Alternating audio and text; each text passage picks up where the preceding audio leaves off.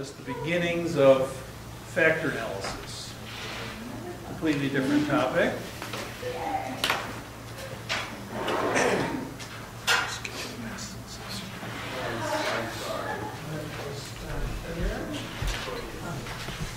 We're going to do a little in-class exercise.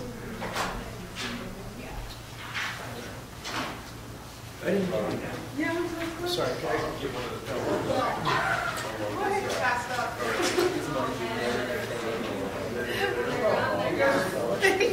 Stop judging the like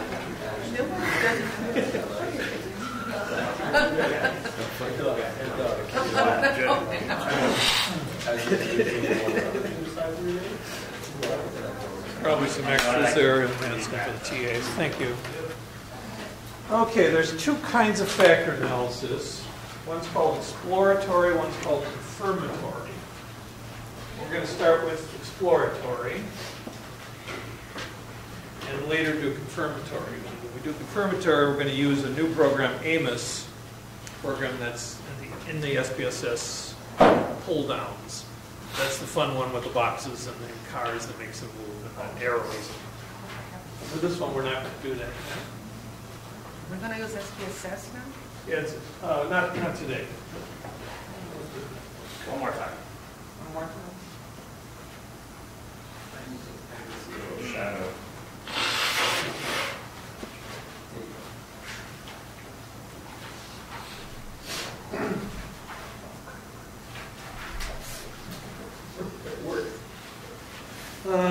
Okay, so exploratory is when your primary purpose of exploratory factor analysis is to arrive at a more parsimonious, shorter, conceptual understanding of a set of variables, a whole bunch of dBs, by determining the number and nature of common factors needed to account for the pattern of correlations among the measured variables.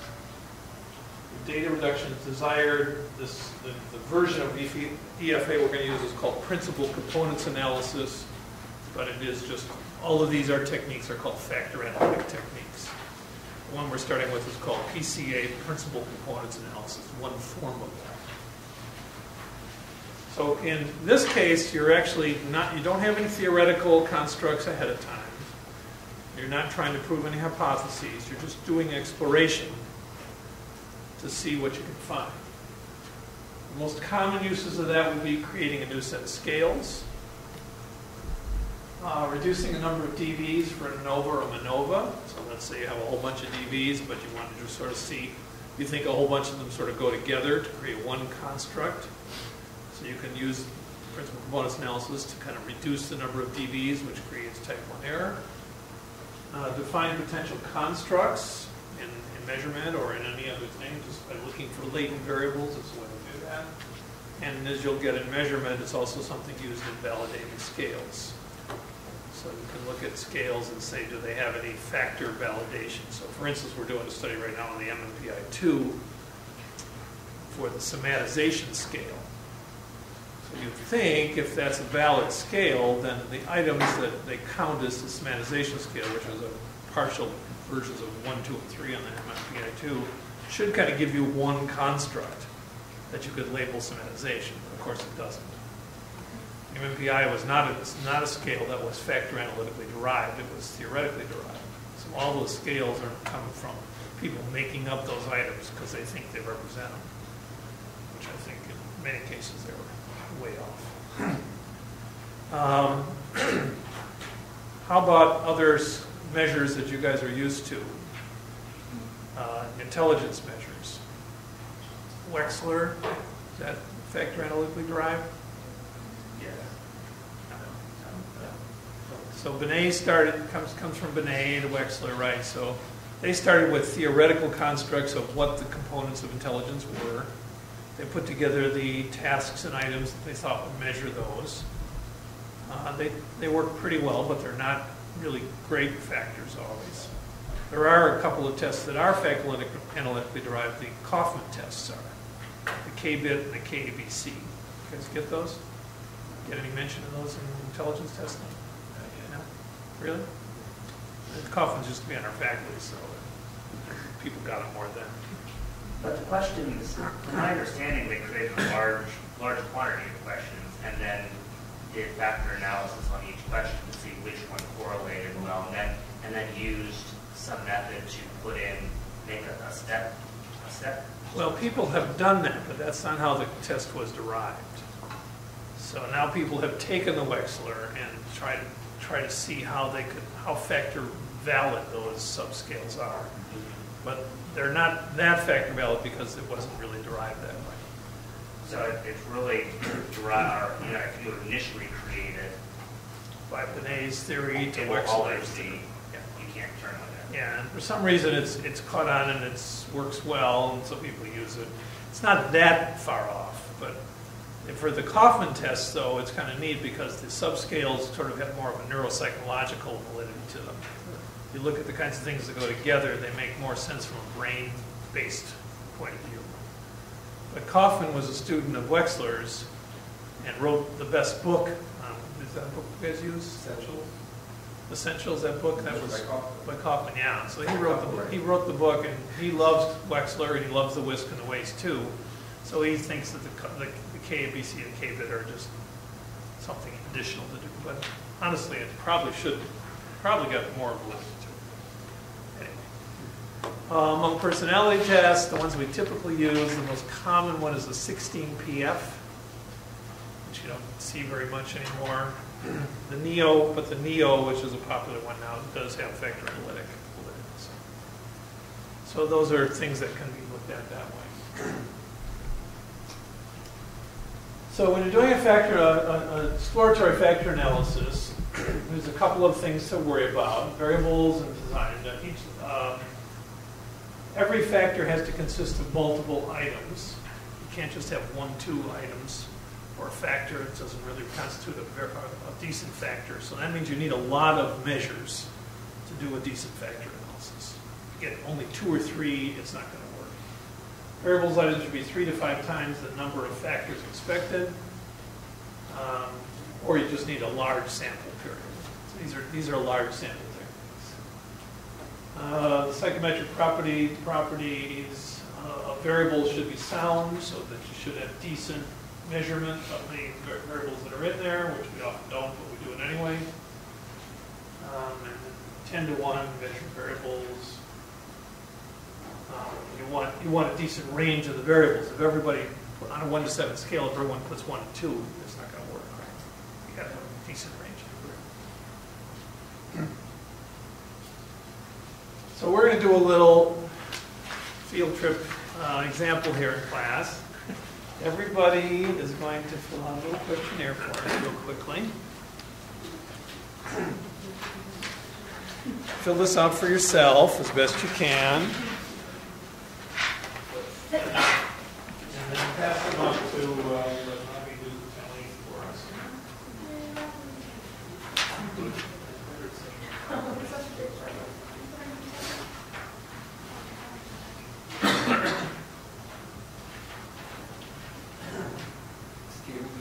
Roller coasters or spooky houses like that.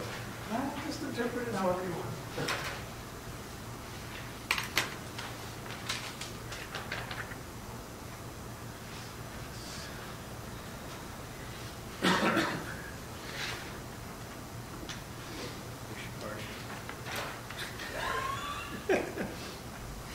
As soon as you got the three scales, pass it over to Robbie. Robbie, start making the tally.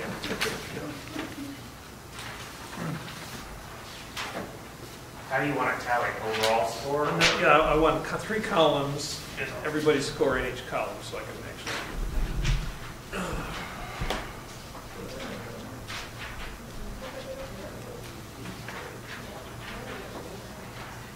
Anybody else?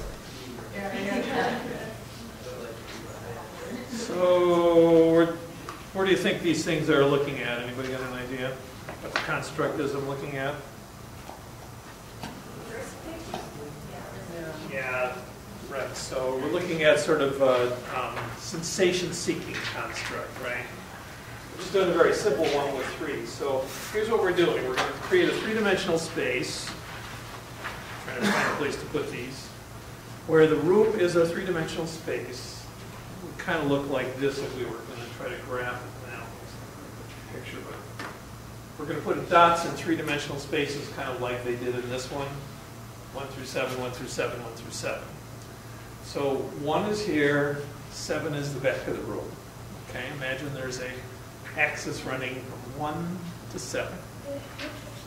And now we're going to do the second bit, that's the first variable x. Y is 1 to 7. Over here, so you can remember. 1 to 7. And z is a little trickier because we can't go to the ceiling, but we're going to go from the floor is 1, and about as high as the shortest person here can reach is 7. Who's the shortest person here? Nagar, are you the shortest? So everybody go by however high. If Nagar puts her hand as high as she can, that's a 7. And then we kind of gear it that way. So everybody has a place in the room. I want you to put your fist in the place in the room where you are, right? You all have 3 scores. 1 to 7, 1 to 7, 1 to 7. So you're in the three-dimensional space. Go there, put your fist there, and hold that position. Yeah, say the questions again. So, Oh, I'll put them there. 1, 2, 3. Here they are. Do you mind if I go and step there to record that? Well, do it for a second and then come back. So, like, for scared, Yeah, we just need your data point.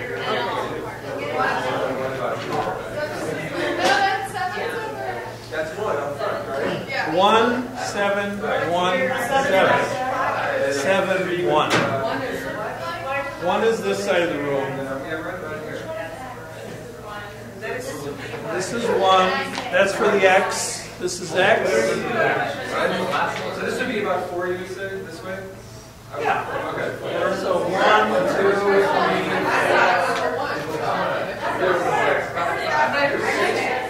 That's the wall. That's the wall.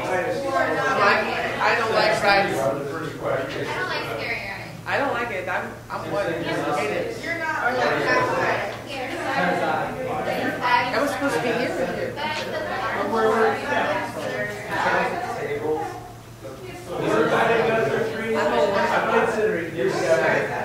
So put your fist there so we can see it. You can do it real quick, Rob.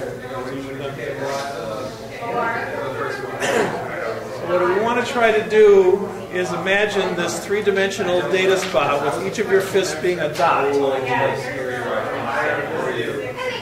You're there.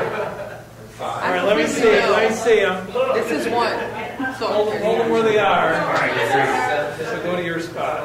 1 to 7 on X. 1 to 7. 1 to 7 on Y. 1 to 7 on X. 1 to 7. Yeah. So what was your X score? X4 Okay, so 7.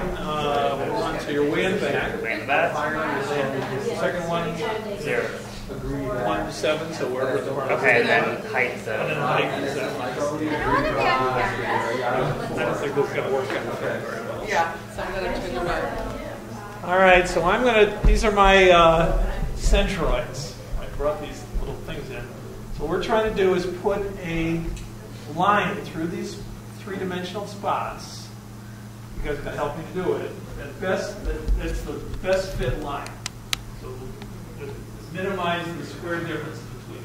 You got to pay attention to the low ones too. Okay, so where are you spot here? You've got your position now. How high would be your Z? Okay, your Z.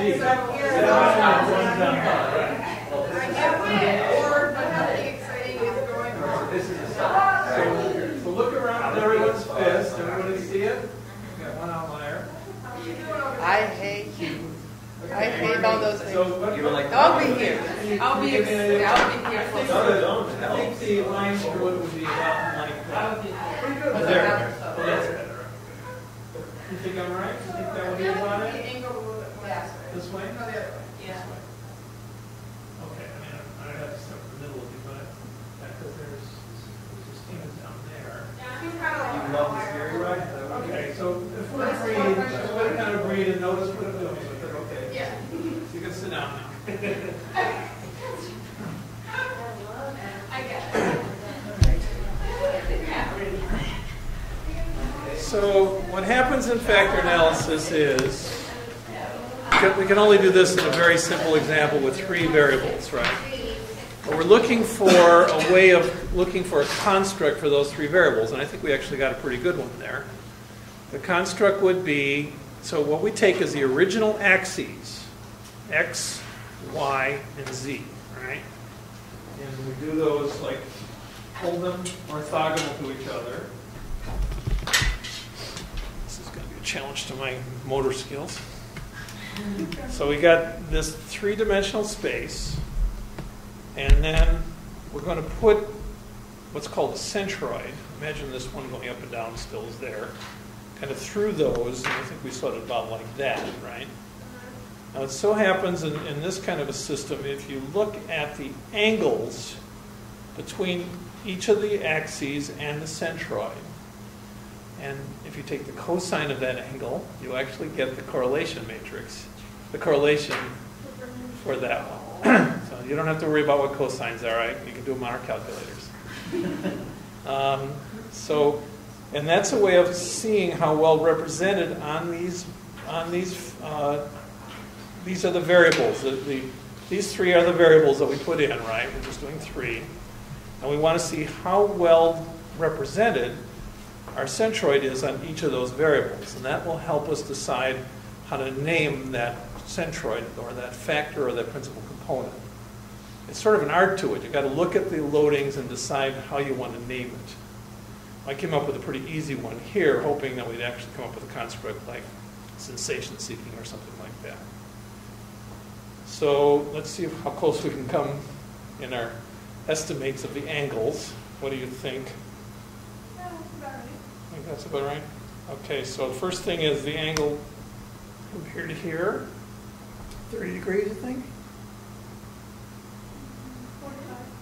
45. 45 is right in the middle, so I think we're close. Oh, that. Okay. So maybe it's more like 30. So to the x variable, we write it down. Let's say 30 degrees to the x variable, we're guessing. The y variable then would be, remember it's not exactly flat, so we have to kind of guess at that angle. But so if that's 30 minus the 60, so it's probably somewhere around 60 to the y, because we have 30 if it's a right angle here.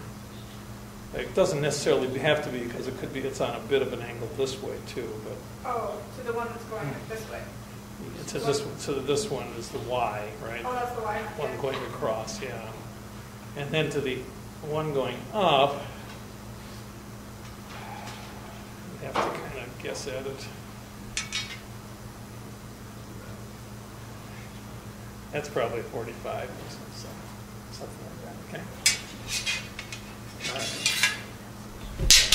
This is, luckily we don't have to do it this way in real life. So let's see what we got when we actually put in the, probably abandoned us. You can read it to me. Here's the number.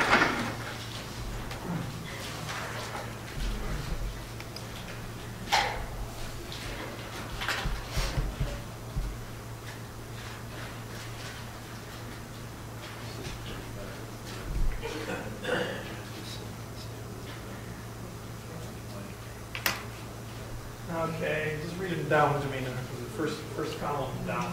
All right. 7, 7, 1, 6, 5, 6, 5, 2, 7. I think we should do Oops. Wait, Oops. I think read it again. 7. 7. Number Lock. Something's not working. Number lock. Number lock. Oh, yeah. It's on the.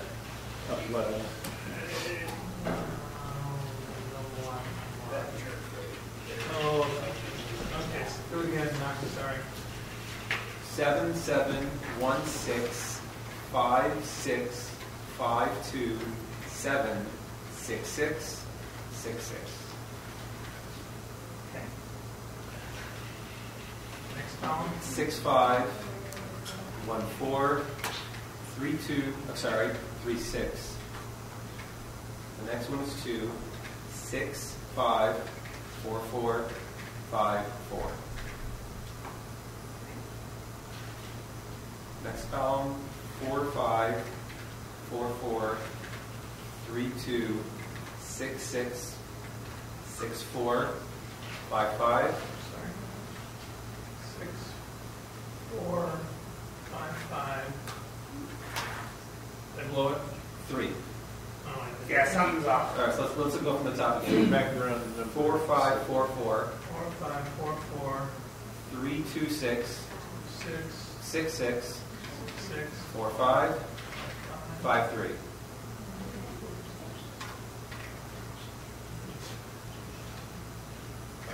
Yeah. Up.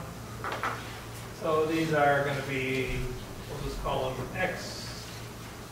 Oh, let's name them. Okay, so the first one, the name for that variable was Rides. Rides, okay. Second one was, there's two kind of above board. Life. Life. Danger. Or the danger. Boring. Danger, okay, danger. Third one was Exciting. Exciting. Or boring. That's your 2 then.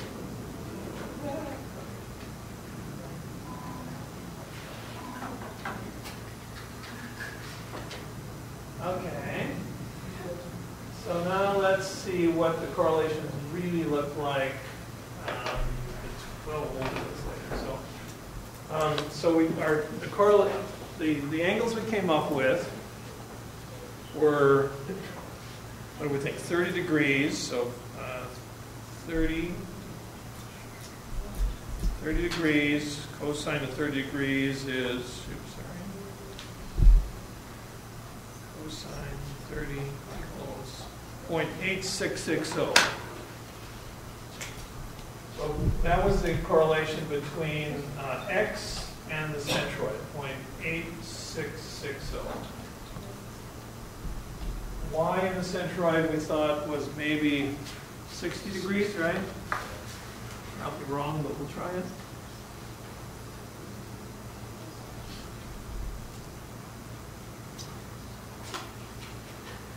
That's a 0.5.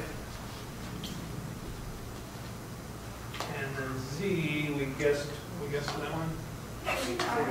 45. 0.707.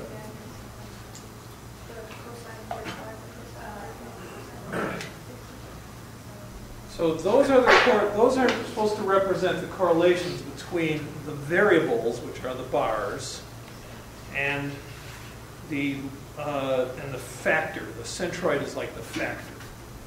Right? So the way it works is you get a correlation coefficient, which is a weight, a loading, for each one of these on 1 factor, 2 factors, 3 factors. However, we could only do 3 in this case, would be the most. We'll try and just do a factor analysis on this real quick and see how many we can come up with. We'll probably come up with only 1 factor that's going to work. So the way you do that is you analyze, you do the one that's called dimension reduction factor. I'll give you some output of this in a minute. You put your variables in. Let's just tell it to do, we'll just let it do however many factors it finds. This is way too small of a sample, you know that. And we won't do the rotation just yet.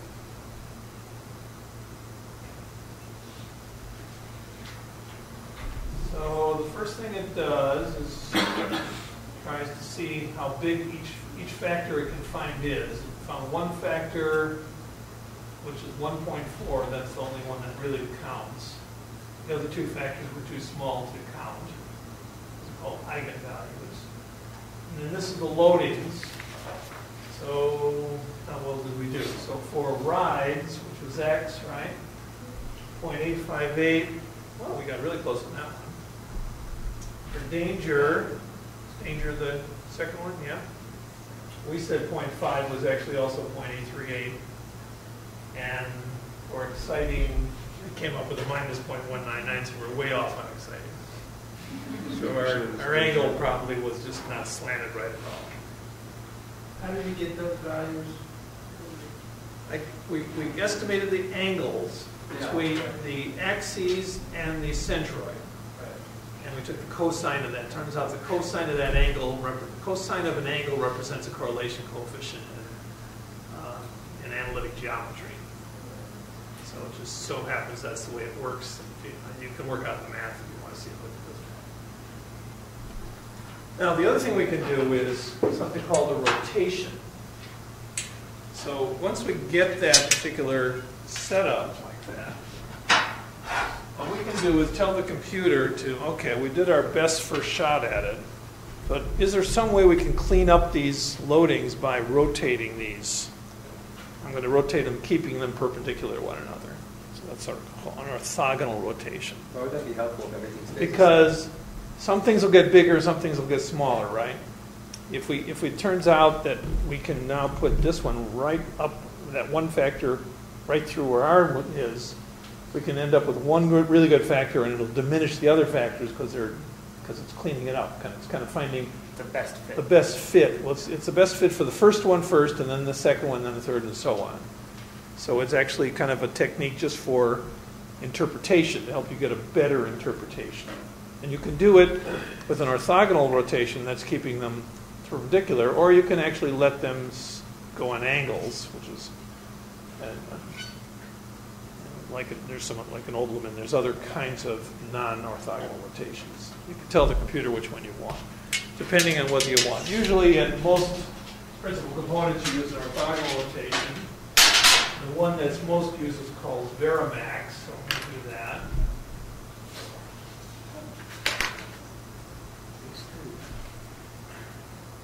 Verimax, second one down. And now it gives you the same data that we just got, but now it has a rotated, only one component was extracted, the solution cannot be rotated. So it couldn't do it because we had so few data points. But typically, if you did that right, you would end up with bigger loadings on, I think, those three loadings would maximize for the first factor, and then the second factor would just diminish. You'll see it in some real data in a second. So that would give you a little bit better interpretation, because what we're going to do is look at some loadings and try to understand what the latent variable really means. What we're trying to do is come up with a meaning for the latent variable. And that's the interpretation that we have. So we've got two examples. We'll just do one real quick today and then we'll quit. This is one from some Connie's data on post-traumatic stress disorder. She had like 139 people with some trauma histories, and you'll be able to see what the symptoms are real quickly.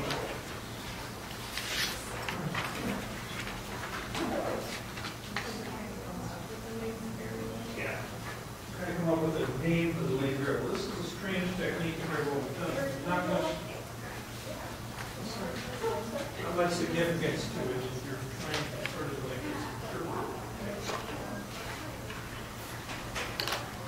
So if you look at this one, you can see FB as flashbacks. You can kind of interpret what these are. These are all kind of trauma symptoms. And we'll go through the rest of the output, but the first thing it does is it does as many factors as there are variables to start with. Of course, you're not going to want that many. Eigenvalues are these numbers that represent the sum of the squared loadings. So it gives you a kind of an overall estimate of how big the loadings are. Here you can see the first one was 6.343. That's much bigger than the second one.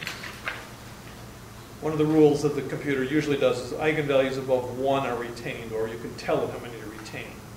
So here she retained 3, only 3. So what are eigenvalues? Eigenvalues are a kind of a mathematical representation of how strong that factor is. It's the sum of the squared loadings. We'll go through the mathematics of it later. But so she retained 3 factors, and she rotated them. You know that she retained 3 on here, and then the other one? There? Yeah, right. So as you can see, there's 3 retained on the side there, right? And then when she rotates them, you can see she got actually the 3 of them to be more even in this case. Instead of making one big and the other one small, she actually got a better representation among the 3, which she sort of wanted. What page are you looking at?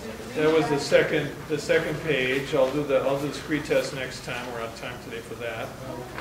Look at the rotated component matrix on page 6. So then she did a rotation to it. Now these are the 3 factors that she got that came out like with pretty good numbers. How do you get 3 factors? She decided on 3 factors based on the eigenvalues. 3 people, and there are 4 that are over 1. Yeah, well, there was 4 over 1, but she decided that the 4th one, for maybe reasons it was uninterpretable, or she just thought there'd be 3-factor solution. You can do it both ways and see. We'll talk about those criteria a little bit later. So basically, sometimes you just decide yourself how many you want. In this case, look at the first factor. So it's dominated by the high loadings, right? So she put them so that the high loads were the top ones.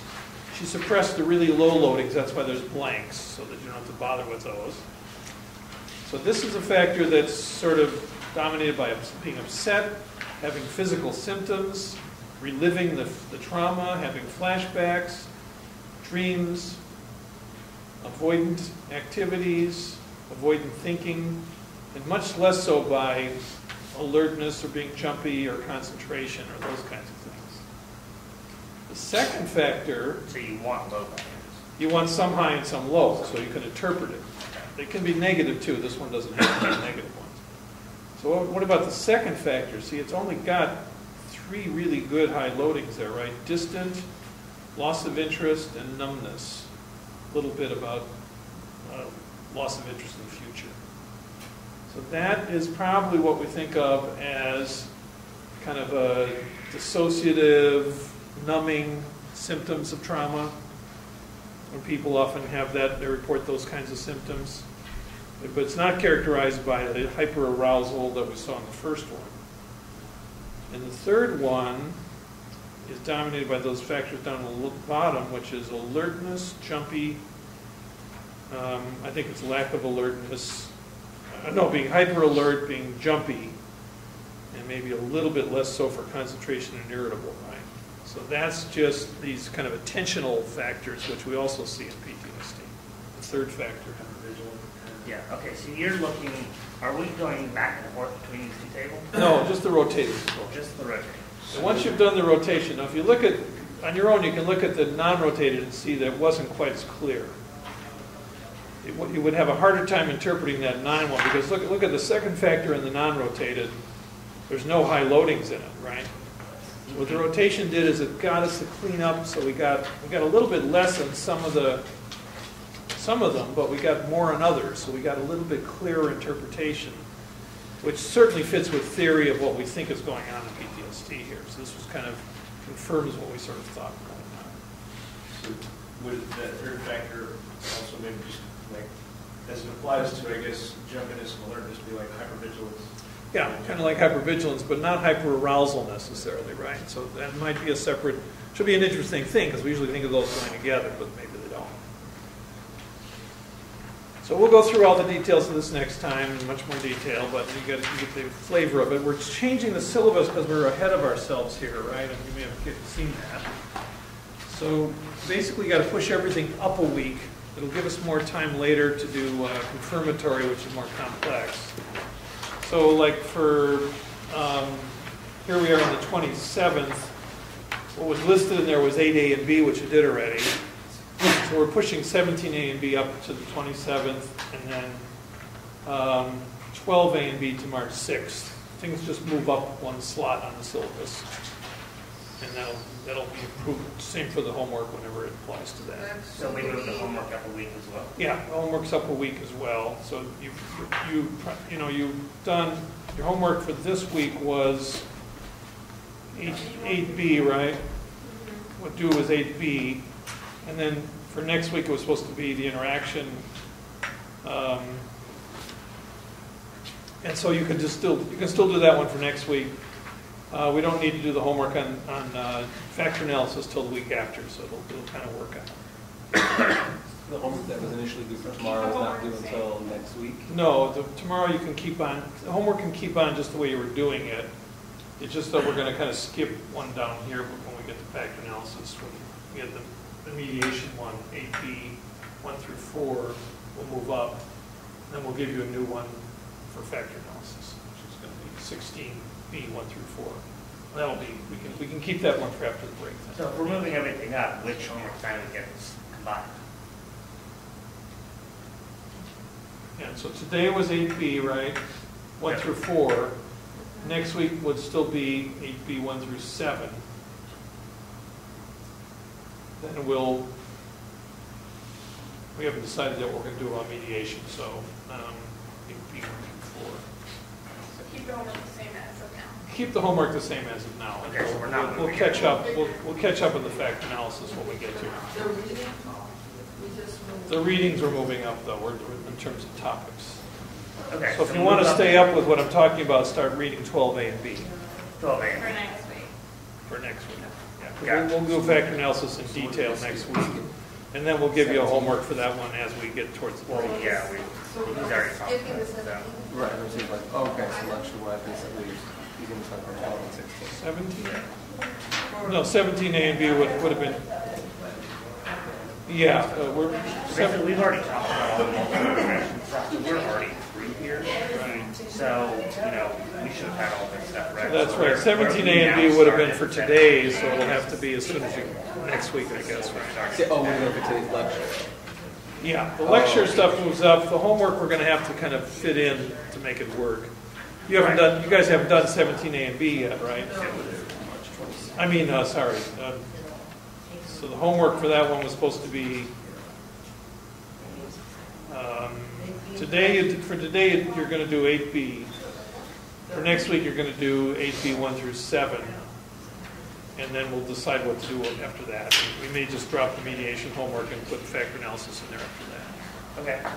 And then test is still the same. The next test is, yeah, we keep the test every 3 weeks, otherwise it doesn't work. So we'll just keep on going on that. But we covered enough for this multiple regression test for now, so that going back into multiple regression didn't make much sense now. We'll do it again. Once we do the factor analysis, then you can use these factors in multiple regression, so it's a good chance to go through all of multiple regression again.